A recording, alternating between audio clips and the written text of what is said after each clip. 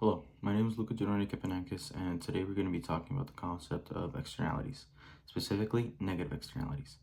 Externalities are a type of market failure that happens when the cost or the benefit of a situation affects the bystanders. So basically, externalities happen when someone does something and it affects someone who's not involved in that action, and it could be a positive or a negative effect. But let's focus on the negative externalities for today.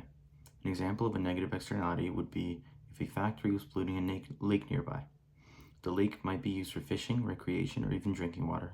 And by polluting the lake, the factory is making it more dangerous for people to swim in or drink the water, as well as it might be killing the fish in the lake, affecting everyone who might want to use it.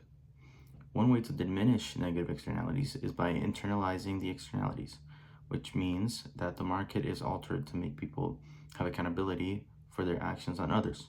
For example, if the government imposed a tax on every ton of pollution dumped into the lake, in the last example, the factory might be less likely to pollute the lake because now it's more expensive.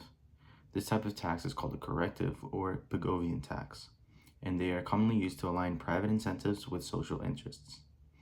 Another way to help out with our lake problem would be by introducing pollution permits.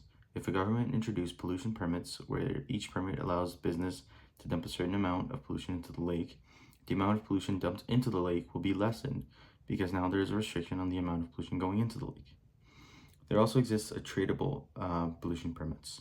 These work best when there are multiple sources polluting. For example, if instead of one business polluting the lake, there were two, the government might introduce tradable pollution permits. That way, if it's more expensive for business A to stop polluting than for business B, business A can buy the pollution permits from business B and continue polluting. But business B no longer pollutes, thus reducing the amount of pollution dumped into the lake. Externalities can also be solved privately, without government intervention.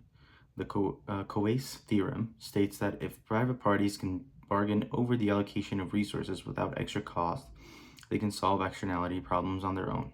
So basically, if the cost of solving the externalities is low enough, it can be solved without government intervention. There are, however, some reasons why private solutions do not always work. 1. If the cost of solving the externalities is too high. 2. If the parties involved try to achieve a better deal. Or 3. If there are too many parties involved, coordination is difficult and costly, and sometimes even impossible.